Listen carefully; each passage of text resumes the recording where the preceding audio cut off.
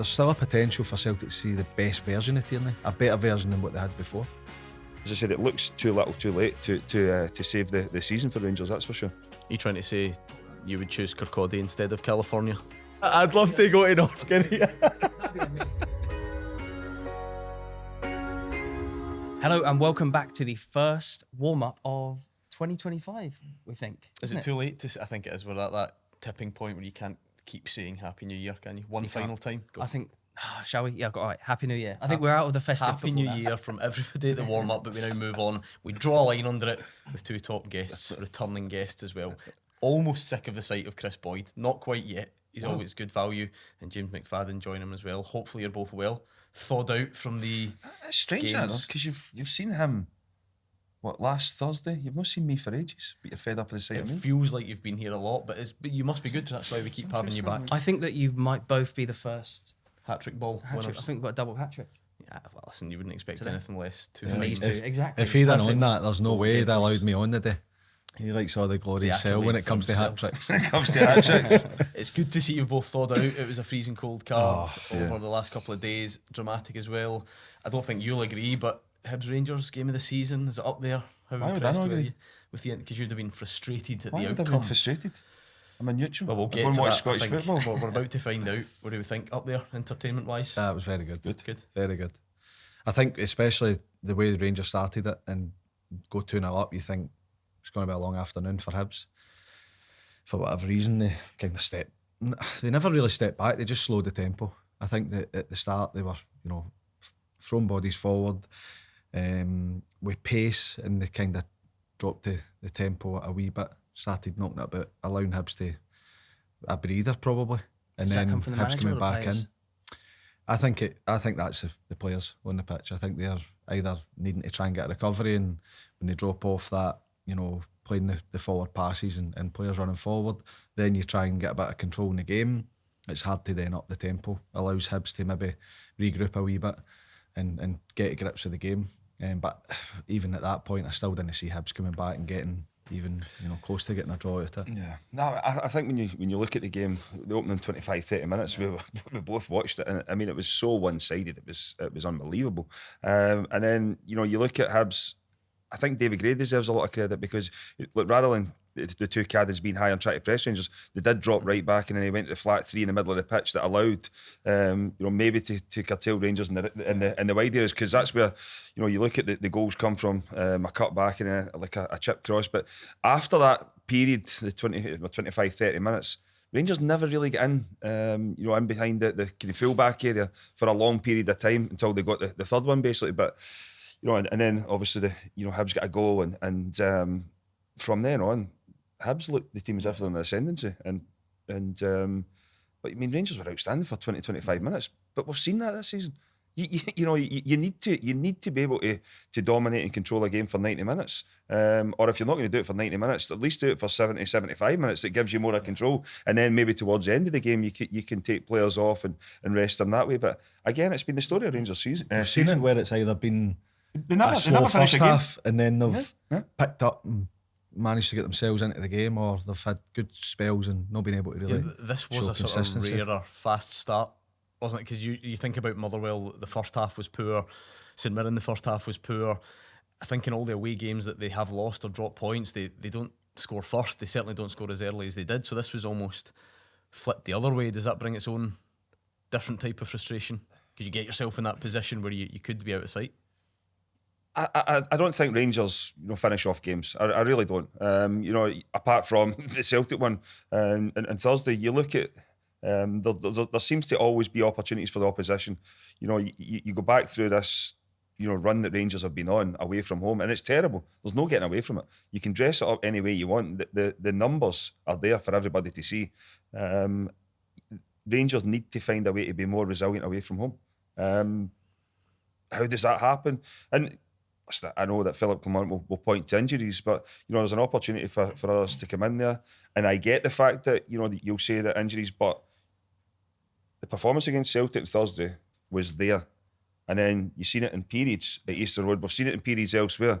Rangers need to find a level of consistency, both home and away, if they're going to well, I don't think they're going to challenge Celtic this year, but if they're going to get back to what it used to be in terms of the top of the table challenge, because I mean, we're the first week in January, Rangers have already beaten Celtic as well, and they still find themselves that amount of points behind. It's incredible. It's quite amazing, isn't it, how they get that win against Celtic and then the next game they if lose ground on them If again. you take the two of them, it's evens. Celtic won 3-0 at Celtic Park, Rangers won 3-0 at Ibrox. So the problem has been with Rangers, with the other ones, and they need to rectify that because it's not been good enough. If you're playing a big game, I said this yesterday, if you're playing a big game, you get yourself, it's easier to be motivated for it, and you can have players that will perform in these games, which I know if you're winning every game you lose to Celtic or Celtic lose to Rangers, you're going to look and say, well, you need to win these games as well. But when you're not winning against the teams you should win against, then that's a problem, because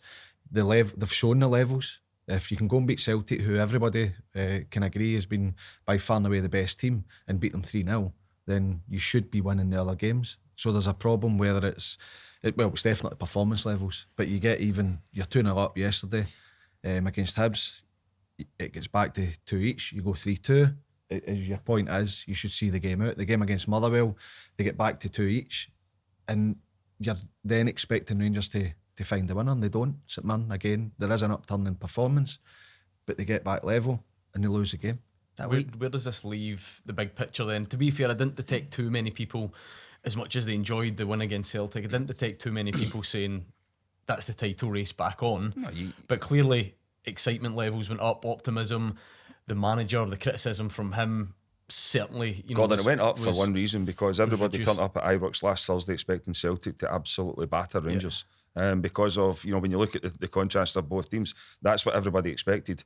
Rangers were able to find a level of performance that totally ran all over the top of Celtic. There's no getting away from it.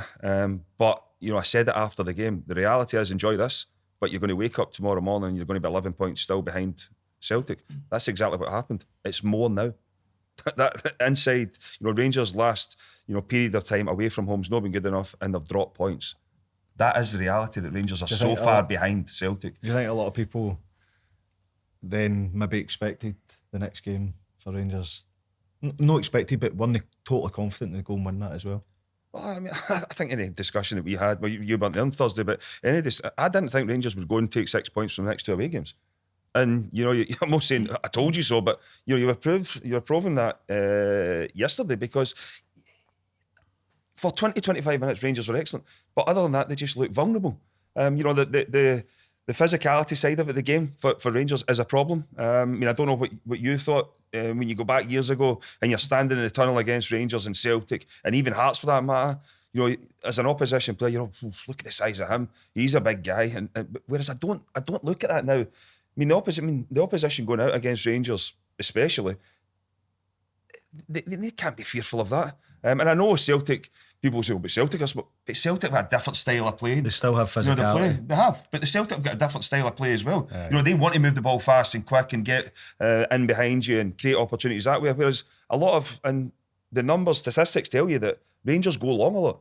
So to do that, you need somebody with physicality and runners to run off it.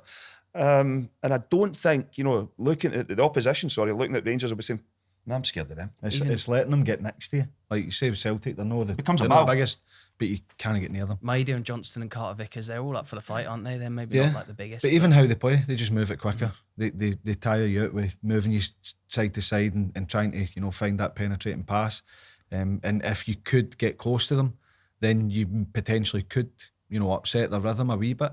With Rangers, they don't batter you with the ball, and they don't have that physicality. As soon as you say, as years gone by, when you played against Celtic and Rangers, Hearts, you knew that Celtic and Rangers in particular, they'd better players, and if you tried to make it a battle, they could battle because they could do that side of the game as well. I suppose what might be different now, I'm thinking a couple of months ago you heard Rangers fans, maybe even yourself, saying there are no positives here. There is nothing to be happy about. In Igamane, is there now a real obvious positive? Is he the real deal?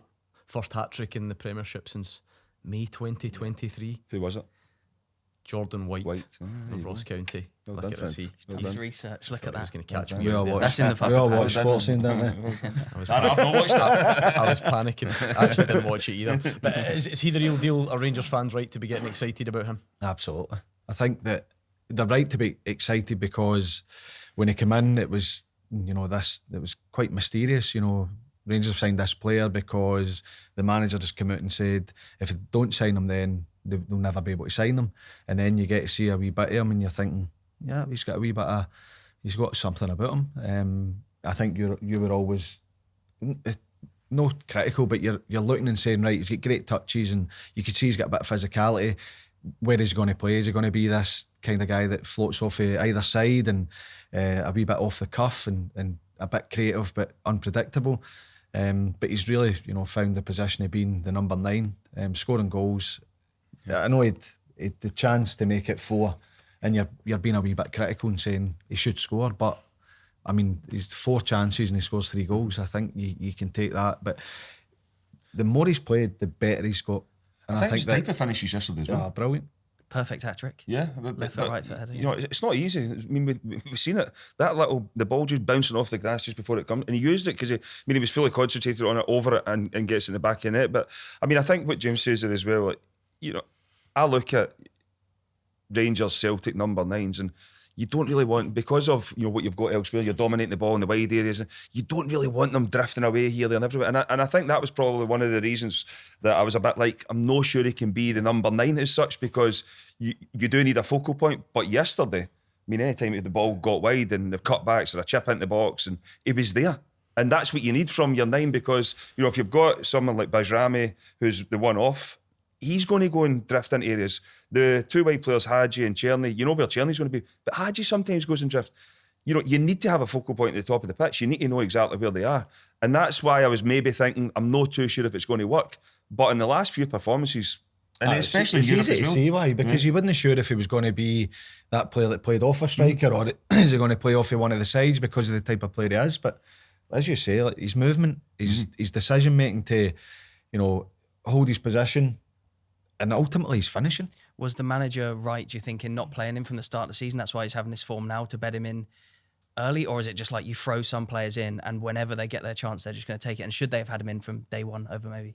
I get it's a big move for the kid, moving, and there's a lot of change in your life, and but I kind of, you go back to the start of the season and the whole Dessers conundrum. He was scoring goals and he looked as if he was going to kick on, and then that's not materialised. Danilo has come in and he's got a few goals. He looks energised again. Whether he can get a run in the team, I think it's difficult to say, if you go back to the start of the season, if Igamane had played for the start, Rangers would have been in a far better position.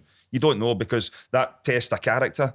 Testing, Philip Clement maybe test his character on the training field to make sure you're training properly every single day is going to help you in the long term. We don't know the impact that it's had. All you can speak about is since he's came in, he's made a difference. I think it's been the right thing to put him in at the right moment, because if he starts the season, he doesn't score, he's trying stuff and it doesn't come off, people are going to say he shouldn't be in the team. We need somebody that's going to get in between the sticks and going to score goals. So I think it's worked well for him, because that Dessers situation, have you seen enough a lot now of criticism to convince you that he's either Rangers' main focal point for a long time to come, or, as we know the way it works here, a serious asset that Rangers could look into? Could be both.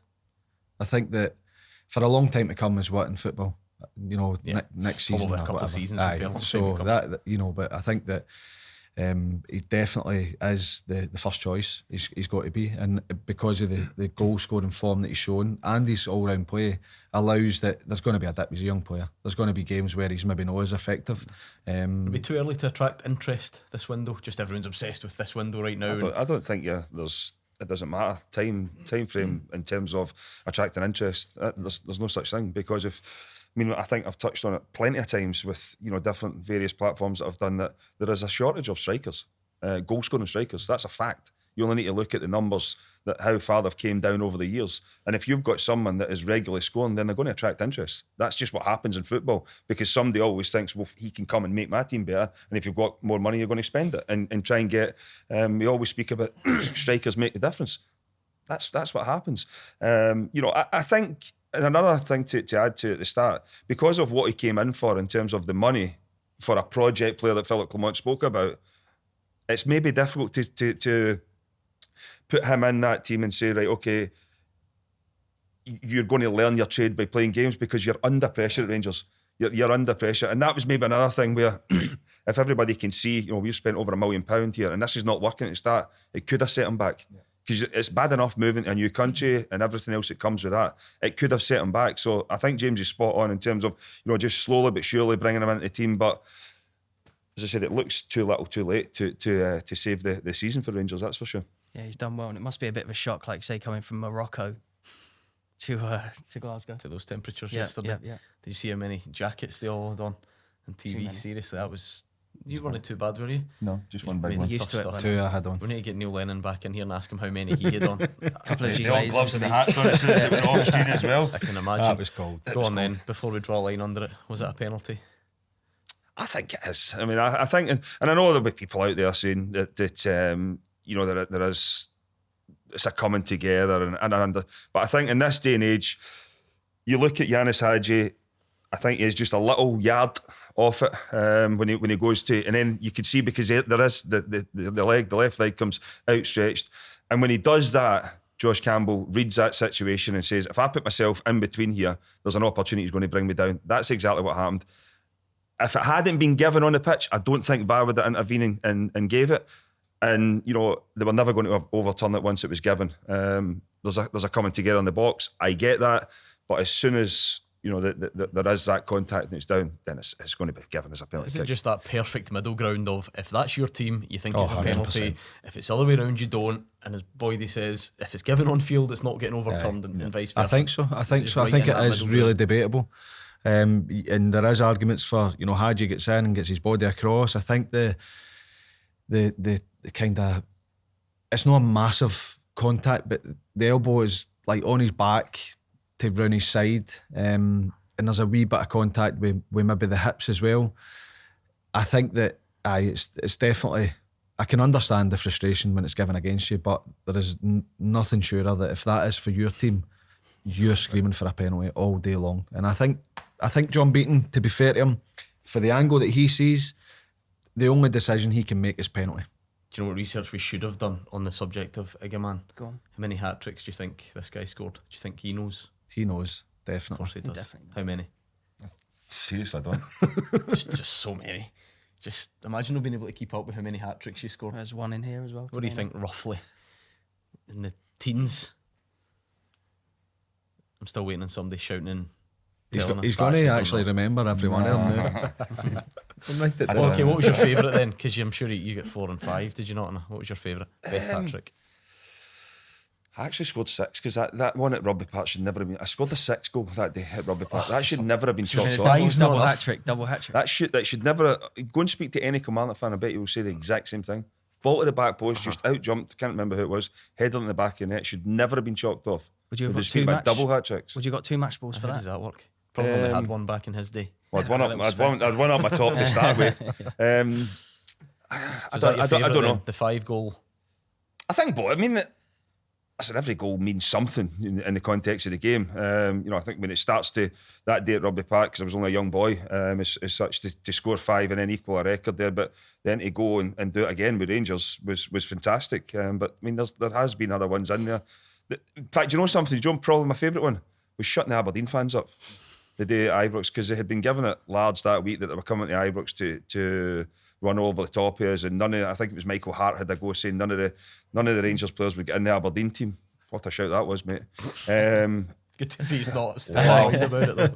And I think inside 20, No, 25, 30 minutes. We're going up to Aberdeen next week, Camden. It's all right. They've got nothing to talk about right now, that's for sure. We'll get on to them in speaking just a of which, second. It's, Good and then transition, inside, I think it was like 30 minutes, hat trick, bye-bye.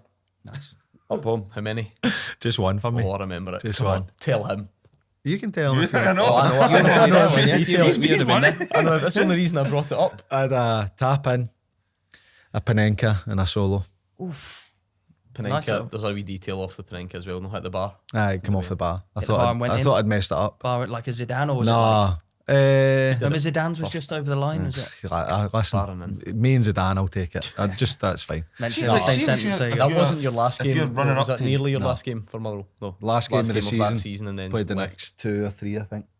I've never, the whole Panenka, I've never really, Had the ball. I've just never thought of. No, you. I was never doing it. Sums it up. It's bad enough when you try side footers. I know. That annoys me. I know. So I just can't imagine Laces. myself sitting 12 yards out in front of a goalkeeper and saying, I'm going I said jump it. in I the said it fence. the day before though at training, like the week building up. Says we get a penalty, I'll dink it. What about like Ivan Toney sort of started? You're waiting Nah. for the keeper to go and then I've just... not got that. I've not done the stutter, but I've done it where I've looked at the goalie and it's Wait, worked, and I've had it where it failed, so I stopped doing it. So what, you just wait for them to make a little move? You try to like practice, running up, Yeah, just no put your foot like through it. stuttering, but just make sure that because the goalies normally move. Get on First. YouTube, Panenka against Levy, crossbar and then you'll like Nice, it. You're nice. a man of good taste. Pi- Speaking of pitches Aberdeen, looking good as well. the pitches are. I think that might help your slalom run. Aberdeen then Aberdeen. on that pitch at Fir Park, and you mentioned you guys are going up there. Seriously, they've managed to be the story of the season for the full campaign in 2 extremely different ways. What is happening? They set a standard that they're struggling to keep. I know that they went on that run of winning games where some of the games they weren't at their best, but they managed to win. So it builds a wee bit of, no fear, but just a habit for the players that play for Aberdeen, and also teams playing against them know Aberdeen are flying at the minute. And they've just, I don't know if it's the games are starting to, I know everybody plays the same amount of games, but the games are starting to catch up them a wee bit, and now that they're just struggling to find a way to obviously get wins and see games out. You go, we spoke about it yesterday, the Hibs game, because the run Hibs haven't on since. They go 3-2 up in 90 plus minutes against Hibs, and you think, oh, they've done it again. That's the turning point. And then isn't it, really? Hibs get the equaliser, and they've went on a brilliant run, and Aberdeen have went on a terrible run. I mean, no one's in 10. Yeah. We said, as much as there was all this hype, dropping from second to third isn't a big drama. If Aberdeen can finish third, that's a good season. Drop to fourth, and it's pretty tight. What does the future look like now? I really don't know, because you can't really. How can you gauge Aberdeen? You look at the performances at the start of the season, how good they were to where they're at right now. I mean, they look like just totally devoid of confidence. You then look at the frustration from yesterday. Obviously the red card, no doubt we'll speak about, but there must have been something for that big a drop off. We spoke about it, at the time. The fixtures were kind to Aberdeen, and everybody's, you've got to go and win the games, which you have to do. I totally get that. The fixtures were kind. They've then went on a little run where you thought going to Celtic Park, Rangers, but they came out of that still intact. Their unbeaten run intact. They then get a setback. Was it the Celtic game? It was the League Cup 6-0, but then after that, But they then they won went and beat 4-1. Dundee. Yeah, They beat Dundee 4-1. 4-1, yeah. But It was if after you go back that to that they one, I think the Dundee no got 1-up. Dundee, and then they missed a penalty. It was something like that. They missed a penalty, but then they found a way to come back and win that game. But since then, wow. I mean, it's not like straight since the 6-0, because they did, like you say, yeah, win the this next is game. they've bounced back Yeah, from they that. did. But I think when you look at Hibs as well, the run that they were on, the games were close, and they had a few draws in there. Aberdeen are just, there's absolutely nothing. Just momentum. And it's the teams that they've lost against as well, where you'd have thought, right, today's the day it's going to turn around. I think as well, you look at it, it was getting the best out of the players, and players that maybe Aberdeen fans or people thought, but it's time for them to go. He was getting the best out of them. You're asking the same players more or less to go again and again and again. I think that always, whether they were still in good form, always January was going to be massive for them to bring in, reinforcements to really strengthen. I think they need strikers as well. They need strikers. They need a bit of energy. I think midfield, relying on Nielsen and Shinnie every single week, and I know that he's rotated at times, but they've been the main two in that midfield. Certainly need a bit of help. They've struggled. The biggest thing in their run was the back five, the goal in the back four stayed the same in that run of winning games. It's not been the same. They've had injuries and different things, suspensions. They've had to chop and change that, and it's no coincidence that with the changes they're losing games or not being able to win games. So there's a bit of work needing done, and I think that was always the case. Even if they were still winning, it's just a different perspective that, right, you're winning, you're in a great position, you might be in a fight for second, you need to go and bring in players in January you think to strengthen. they're not missing Miovski, but then again, now I think Miovski's out, but I mean, he obviously left before the start of the season when they went and won a few games. We'll come back to the goals. I think the goalkeeping situation's a massive one for them as well. Mitov was out for a period of time now, came back, which I thought was in Rugby Park on the Astro after the injury, and then he's out again. So that's a tough one for them because he's been excellent. He has been. He's been one of the star players. At the other end of the pitch, you're always going to miss goal scorers that score the goals at Miovski. But when you look at Aberdeen, it was Gay at the start of the season. Another one who's had been written off, came in, got a few goals, and everybody thought, oh, he's back. He got injured. Then there's been other ones come in and scored a few goals. Kevin Nisbet come up, scored, and now he's looking. I know he scored last week, but he's another one that's been little, good bits here and then not so good. They need to find a way to find a striker that's going to start scoring goals, because I look at teams up the top. They're the ones with goal scorers in their team. They're the ones that if they create opportunities, your strikers or wingers as such now, they will be high up in the goal scoring charts because you score goals to win games of football. And I look at Aberdeen right now, and it's not the case. They need to find someone that's going to start scoring goals again. And it might just be they need that little bit of luck to turn again, because they were carrying a lot of luck at the start of the season.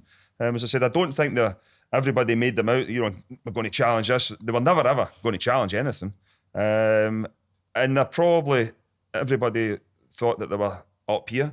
They probably weren't as good as that, but they're not as bad as. They've probably just come back towards the group. They've come back towards the group. It shows the squad strength. Can you remember? Sorry, mate. Can you remember a time though during your careers when you were in a particular run with a certain team? Was there anything that got you out of it? Hard work. I mean, hard work's the only thing that changes it. It doesn't. I mean, I remember there was one of the years with Kilmarnock that we had a terrible start to the season. We were about 9 games in before we'd won a game. But you've just got to keep believing in what's happening, because you look around and right, I've got to trust the person next to me. I've got to trust the person behind me. I've got to trust the person who might be in front of me. And you just hope that on that day everything clicks and the opposition has a bad day, because if that happens, you've an opportunity to win in the games. We've seen it this season. Especially at Aberdeen, they must be looking at it saying to themselves, there's no much between the teams. We just need, that little bit of luck. We need, certain things to click for us on the day, and we'll get back winning games. There was enough at the start of the season to suggest that this Aberdeen team are better than the rest. But you chuck into the fact that, Jim Goodwin and Dundee United have been unbelievable. Yeah. And they've been able to close that gap, and everybody else behind them. But because of the start at Aberdeen, it was propelled them their way. They've came back towards the group. It's just a normal season now. When you look at it, you've got Celtic and Rangers, and then the rest are in there fighting. It's just becoming a normal season. Red card, correct decision, Rubezic. I think he gives Nick Walsh a decision to make. It's stupid. I don't understand why you would want to do it. But as soon as you lift your head and put it towards, I think it was Tony Watt. As soon as you do that, then you're going to run the risk. There's a lot of people saying, there wasn't any contact. But so doesn't need to catch him, because it looks like he goes in and then goes again. And I know he doesn't catch Tony Watt in the face, but what does that mean? So the theatrics has been that's the counterpoint, isn't it? The TV highlights last night and so on, and people saying that Tony Watt goes down too easy or throws his head back. It does. But if somebody throws your head at you, you're not going to take it and then go, look, he's broke my nose. I understand Tony Watt's a polarising figure as it is. I understand, the frustration. Did you pull that one from? Don't know. Get a thesaurus for his Christmas. I like that. I liked it. So I think I can totally understand. Yeah. I can totally understand that, but I think Rubezic is really stupid. See, at the bottom end, then, I mean, we are past the halfway point for most teams, or round about there. For St Johnstone to be 8 points gone. Done wow. Already. I can't see. It's been quite a quick turnaround, hasn't it? Because it was so tight, 4 or 5 teams for a long time. Inside a couple of weeks. Yeah. Inside a couple of weeks, it's totally turned. I mean, but they've already changed manager. That's the key thing here. But could you have seen Ross County going on the run they've went on? No, but they have. Well, we mentioned it. But so you never know, do you? But I look at We mentioned their away form on this show, and I think their next 3 away games. You trying to take credit for Ross County's upturning Just away saying. form? Yeah, I think when you look at Ross County, when you look at, and we always said they will pick up points at home, so it will give themselves an opportunity to stay in the league. If they can rectify their away performances, then they've definitely got a chance to stay in the league. That's what's happened. Is incredible. I mean, and especially when you look at Kilmarnock, Dundee and Aberdeen, it's difficult places to go. They've went and won all 3 of them. But for Ross County, for St Johnstone, I don't see where the next one's coming from. I really don't. I think if they can sort their defence out, they've got a chance. But they need help. And defence, they've got 2 young goalkeepers that I'm not saying they're no good enough, but you need an experienced goalkeeper in there as well, just to help them, whether it's, mentally or off the, in training, to pick them up and to try and for them to lean on. I think that if they can sort their defence out and get a good goalkeeper, which is easier said than done, then I think that I wouldn't have ruled them out, because they're playing some decent football. They're it's a different style. They're creating chances. I think that when they go and they're probably flooding too many players forward, but I think that defensively it's the weakest part of their team, and they need to try and fix that. I think that's the key though. Like, see when a manager comes in and changes a lot, and especially on the pitch, you need to win games of football for everybody to buy into it, because if you don't, everybody will revert back to type. Like these players it's alien to them the way they're playing. Like, the centre back splitting and try to play out from the back, and and get their overloads in certain areas. I mean, we're in our 40s. No way to say what age you're, but anytime you've watched St Johnstone, I mean, it was long ball. It was turn them, ask them questions, everything. All of a sudden now, incredibly high for a 3-1 defeat yesterday. But I mean, I think when you look at St Johnstone, it has totally changed around. And if you don't win games of football when you're doing that, it's very difficult for the players to keep on this journey and keep telling them exactly what you need to do. And as James said, the only way now that they've maybe got a chance for me is bringing in players to freshen it up, to then maybe say, well, yous have been here for a period of time, yous have done well, but I need to go in a different direction now. I need to get my players in. I need to get the style of play that I want. I need to get players to play that. But I just think it's a long way back now. And I always said that, because when you look at if you got detached, because it was Hibs and Hearts, and I thought Kilmarnock would get away from it.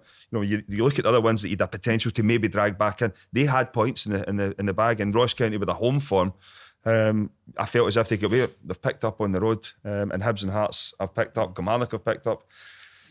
It's no good for St Johnstone. We've not really spoken about Celtic because they've gone 30. Sorry for you, we do. You were neutral. I knew that mask would slip eventually. They've gone 13 points. I think obviously it was seen as a more straightforward, routine type of fixture, the ones at Celtic Park. I mean, St Mirren can make life difficult, but it was fairly comfortable. Yeah, but I think when you look at the way the is game, this a similar one that they've got coming up?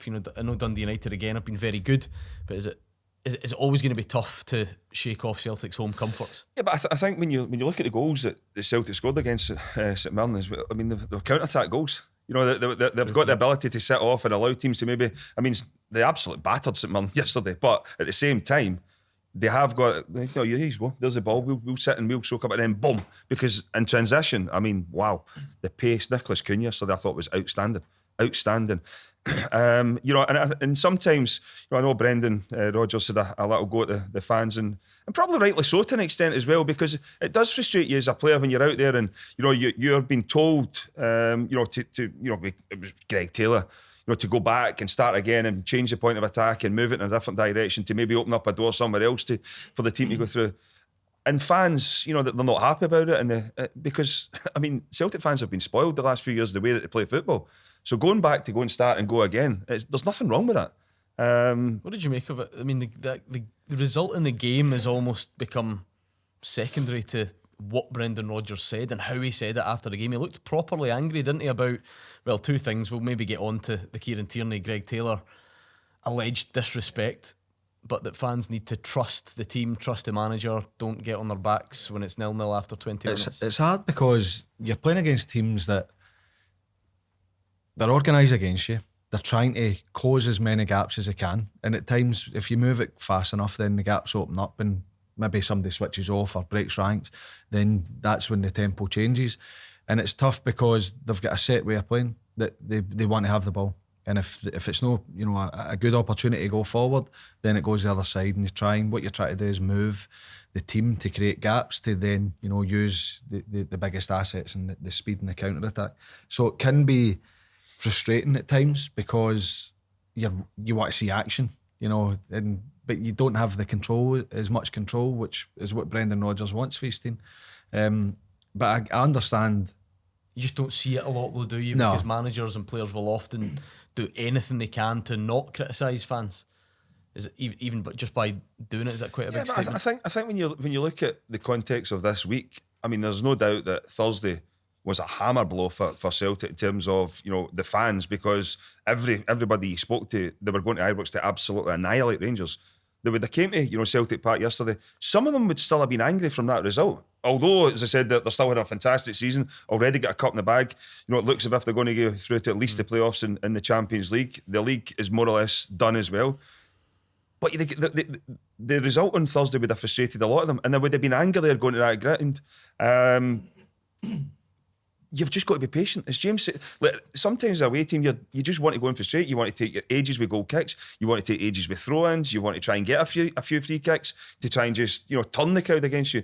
And I think Brendan Rodgers is right that the last thing that they need is the fans turning on them so early in the game, because it is impossible. Doesn't matter how good a team you are, it is impossible to go out and score early goals in every single game. And even when they do that, sometimes teams just sit in and like. I mean, leaving Celtic Park right now 1 or 2-0 would feel like a victory for some teams. Yeah. So they're not going to come out and have a go. So it's going to be the trend going forward. I think it's since the Leipzig game, there's definitely been, but that was so high that for the players, for the fans, it's very difficult to match that or get anywhere close to it because of how good a performance it was, how good the atmosphere was. But I think that, as much as I understand what Brendan Rodgers is saying, there's also an element of, but you still need to engage the fans. Like, the fans are turning up expecting your team to win, of course they are, but they want to be excited as well. And a sideways pass or a backward pass doesn't excite the fans. Of course they understand why you're doing it, but they want to be excited. So I get both sides of it, but I know your point is it's unusual for a manager to come out and be so critical. And maybe, it's more a defence of Greg Taylor and how good he's been for Celtic, because he's been excellent. I know you know him, Boyd. He has been excellent, and it seems to be disrespectful to him to have fans singing Kieran Tierney's football fans are football fans. That's just what happens. Kieran Tierney is an iconic figure at Celtic Football Club. He's came through the ranks. He's moved on for at that time the highest transfer record, leaving Scotland. He was Mr. Celtic, wasn't he? And I think that with an opportunity to bring him back, there was Celtic fans are rightly so. They're happy. They're excited about the prospect of that. But Brendan Rodgers has got he's got a team to look after. He's got his players to look after. Kieran Tierney's not a Celtic player. They might have spoken. There might be something in the pipeline. But as it stands right now, he's not a Celtic player. So he's got to have, he's got to look after his own. I just, for whatever reason, I think Greg Taylor has fallen into that bracket of, another Scottish player moving. And it's not until they move on that you realise that, what he's given to the football club. Because I think it's easy to look because you've been winning things and you don't look at the performances, you just look at the result. There's another team that we've absolutely battered. But you think back to that moment at Aberdeen, when he came on the pitch, the difference he made. Because I've said it before. He was a centre midfielder as a kid. It's not alien to him to go into that area there and then go on the turn and play passes forward. Sometimes in football, the opposition's behind you. You need to pass the ball back to go and start again. Seriously, if that's all Celtic fans have got to moan about as a backwards pass, wow. And so they'll obviously be up at Dingwall, won't they, on the 11th of Jan? So will these two, presumably. Yeah. So will you two, yeah. Early kick-off. We've got half an hour. It's 12:30. An extra half hour in bed. There you go. Wow. You'll take that, especially for that long trip up to Dingwall. You get an It's extra a good 30 weekend, minutes. isn't it? Those two will be staying up there the night before. That's true. Unless they're not allowed to return after the previous visit up there. But Possibly. anyway, move But on. yeah. What else have we got? Some big fixtures that weekend. Obviously, Hibs and Motherwell. That's How are you feeling? You must be pretty happy with the way the season's going so far. He's Mr. Motherwell. I suppose, yeah, we've got a lot of Motherwell representatives these days. Yeah, catch. Well, we skipped over the Well, midweek you've got a where chance to We prove did. to everybody you're a Motherwell we fan. skipped Come on. over the midweek where it's Kelly Motherwell, isn't it? Kelly course. Mulgrew. Yeah. Down to the Wednesday. Chris Boyd Lounge for a bit Yeah. of Chris, hospitality. sorry, on Wednesday. But a good game, actually. Good game. I think Derek McInnes would be. I mean, I know results can happen, but he'd been on a good run there as well, and especially at home against Ross County, he'd have been looking at it saying minimum a point, but to lose it, he'll get back onto winning ways on Wednesday night. Aberdeen. Cannot predict that portion of the league, to be fair. I'd love to give you some sort of bravado No. in return, but Kelly, St Mirren, Motherwell, they're all just Much of muchness. winning one, losing one, winning a couple, losing a couple. Yeah. I mean, and then Sunday, obviously, Aberdeen Hearts. Aberdeen Hearts feels Should like be a massive cracker. game, doesn't it? Yeah. And then eventually Rangers come back home, Chris, after I feel like they've played Hibs St and Johnstone Dundee. 4 times already this season. it goes without saying, just need to try and address the away form and bring it back to what should be on paper more predictable. Yeah, I mean, I wouldn't be surprised if Sunday ends up 4 or 5. I mean, that's the way, especially for St Johnstone this season. They'll probably be saying, we've got more important fixtures coming up as well. I mean, that's where Rangers are right now. Away from home, teams will be saying we can get something off them. But going to Ibrox, it's a total different game. They have been good there. Obviously, drew against Dundee United, but Rangers at home have found a way to win games of football. But we'll say it again, they need to sort out their away performances. Tell you what, the Championship at the weekend, some massive stories. What a sore one. What that a result was. for Airdrie on Friday, though, wasn't it? He was just buzzing because he was meant to be covering the game. I was there. It's the best I result was in 2 months. there anyway, so. Freezing. What do you mean? What have you made of the season? Well, so you had I'd to arrived go? at the stadium All right, before it was called off. I didn't realise it was so late. Aye. It was quite a late one, wasn't it? What have you made of the Championship season so far? Then? That's been brilliant. I think every year it's brilliant. I think it's so competitive, and this year, because you don't have the bigger team that's favourites normally, I still think Falkirk will win it, but it's been very Yeah, Livy entertaining. have had a little bit of a wobble, have they? I don't know, So but they've picked back up as well. Aye. Yeah. Scott Who was Brown on the against weekend? Barry Robson I know. at the weekend. Scott Brown coming out on top. I mean, it's not an ideal start if you're Barry Robson. is it? 25 minutes. Was it a hat trick? Hat-trick, 25 minutes. I mean, Thistle, the home fans would have been raging at that, losing to Full Dunfermline, on, who yeah. without a manager, interim Dunfermline have manager, done well, was though, meant to go on holiday. They've Actually actually decided done to hang around. Michael Tidser is the Yeah, that's a suggested rumours, aye. replacement. That an interesting one. That is Yeah, I interesting. think it is. Young, I mean, there's a takeover as well. So, I mean, is it the old owners that's appointed? No, I Is it new think ones? Is it I new think ones? if it was the current, then it would be done by now. I think it's maybe waiting for the takeover to be. It's a good opportunity for him because, I mean, we speak about, there's not, the big clubs in the Championship, but there's some still. Dunfermline and Falkirk, I mean, they're big clubs, and Dunfermline must be looking at this season and think to themselves, we need to improve. I mean, second bottom. I know that, there's absolutely no chance that Airdrie are going to catch them, but they need to improve. Were you surprised with the Rafe managerial news? They've on 3 managers now this season. Yeah. I was surprised when Neil Collins left, to be honest. Came out of the blue a little bit, It didn't did. But then you see it's to go back to America, then you trying to say totally you understand would it. choose Kirkcaldy instead of California? Just the timing. It came out of Just this nowhere. time Like, of year. normally we get, this club's in for that player. Or was it the there was night of a nothing. game or It was something, just right, like after the Hibs well, played it was in on Queen's Park, was it? It was on the telly getting interviewed, and then the next day he was away. He's gone. away I to think I was California. surprised him getting the job in the first place. We spoke about it. Like Wraith Rovers, they're a decent enough club and well respected in Scottish football. But from where Neil Collins had been, the drop off from Barnsley to Wraith Rovers, no disrespect, but I mean it's a big drop. And I think with his family and everything, he'd obviously always had one eye in going back to America, and he's been able to do that. And what a job he's picked up. Good stories though everywhere. You look at Livy, of course, just trying to fight at the right end of the table. Major contrast to Airdrie. In League One, Kelty, again, if Michael Tidser is going to go to Dunfermline, guy you know very well, see Charlie Mulgrew seems to be linked with that job. Can you see it? Can I see him doing it? Yeah, absolutely. I think that's something Charlie, he's obviously very passionate about his coaching, and Kelty have, given young coaches chances before. Their current manager, if he leaves, is obviously, in there. Before Barry that, it was Ferguson's Kevin been in Thompson, there, Barry, Kevin yeah. Thompson. So they do provide a good platform for young coaches to become managers. So I'm not surprised. And Kelty, throughout the years, have got their appointments right as well. So it'd be interesting to see how that, because Charlie will not be the only one linked to it. There'll be other young coaches, and I think it's a good place to start. There you go. There's an opportunity to get your foot in the ladder. What, on the managerial level? Go for it. Could go No, Charlie he Mulgrew's was wanting to play with St Mum the last time we were on. I don't know what's happening. What's happening with that? Getting pushed Is into that roles came I don't back? wanna- Have you heard anything? No. I don't think we have, have we? No. I We need definitely to didn't chase get the that call up. up from the gaffer. So they've seen my Dom He was twice. going to train with St Mum. Aye.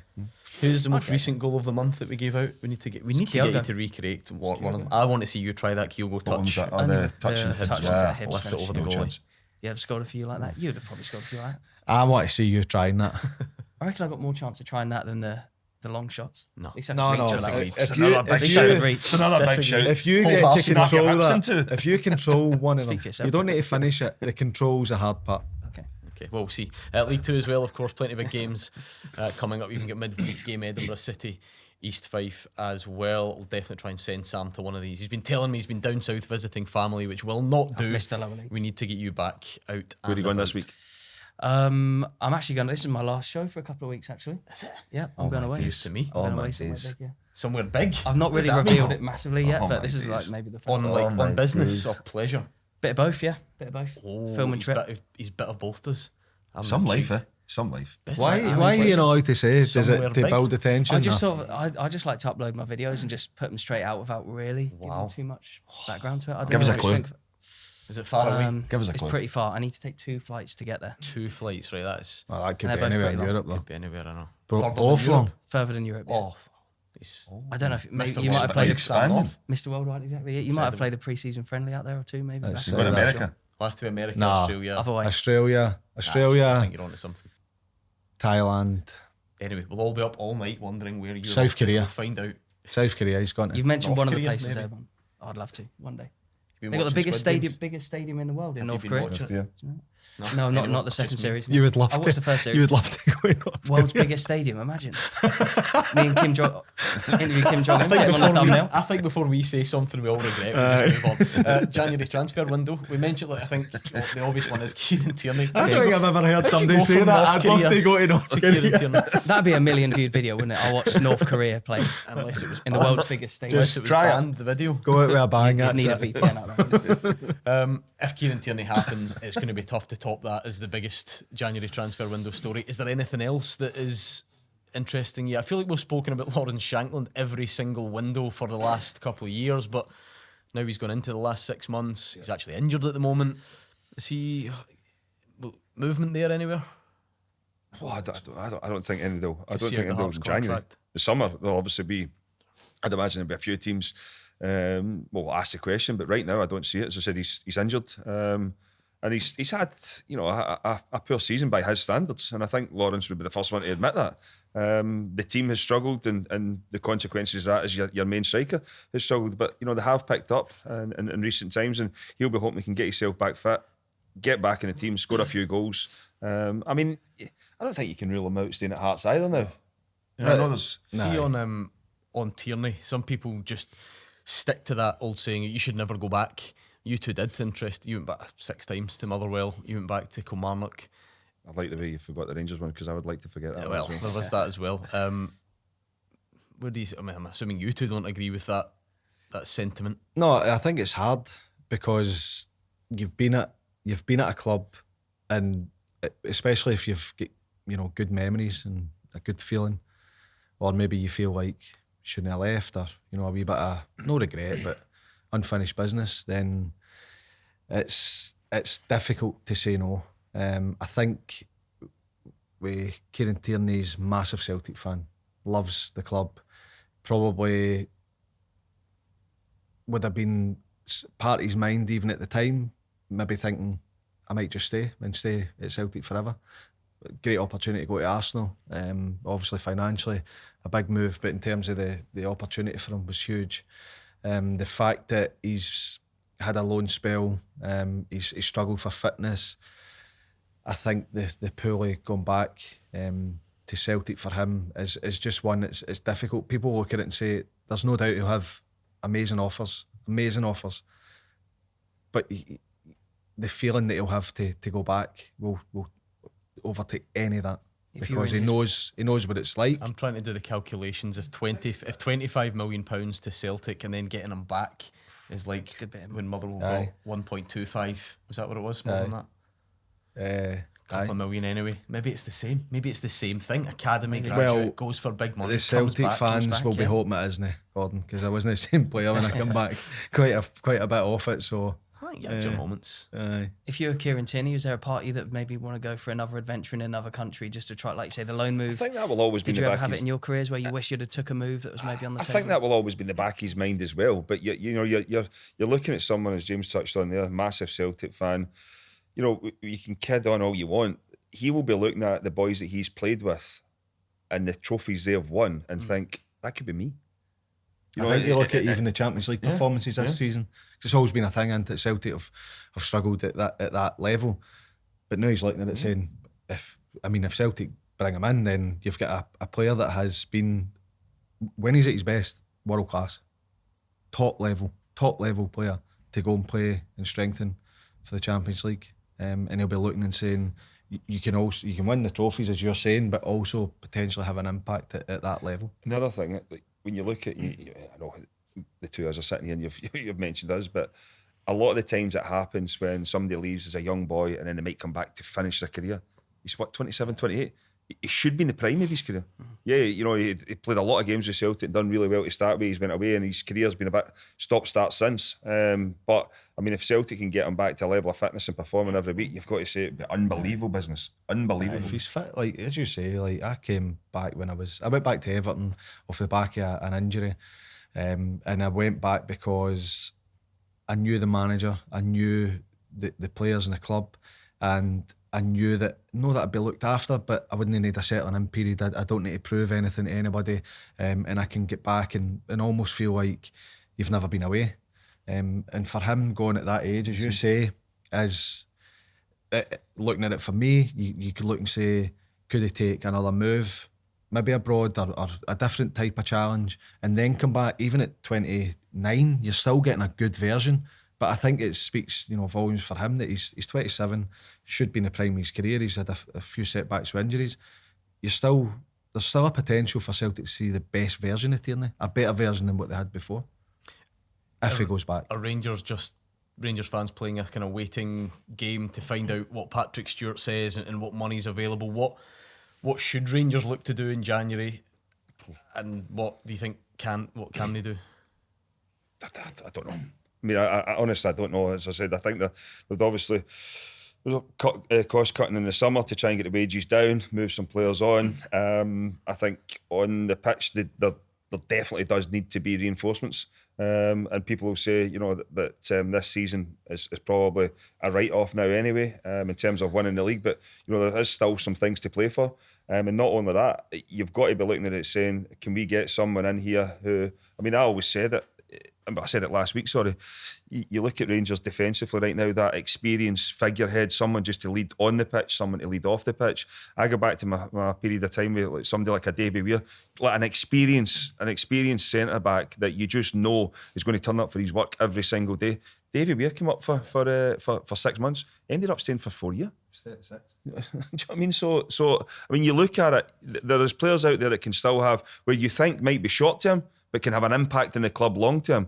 And as I said, I don't think you can have too many experienced players around. So, I mean, if I'm Rangers, I might be looking at maybe trying to get a couple of older, experienced ones in, just to help everybody, because there is no doubt right now it's a difficult environment for everybody because of the way that the season has. You need to get the right one though. You need to get the right one, 100%. You've seen it. You don't want somebody just coming to end a career picking up wages. That's a good move. Big club. I'll get a good bit of money. You need somebody that's actually going to be able to play the games and actually deal with the demands. Is there anyone specifically that you've seen maybe linked, or you've seen that was in the Scottish Premiership who knows Scottish football already? Is there one that you would, if you had the power to do it right now? I mean, listen, there's always players out there, but we don't know in terms of the money. What have Rangers got to spend? Do they need to get players out to even bring free transfers in? Mm-hmm. People say, well, but they come with high wages, experienced players, and that. Listen, I mean, Rangers are going to have to find their way to navigate themselves through this difficult period right now, and they'll be hoping to come out in the long run better. But who's going to do the most business? I feel like there's a focus on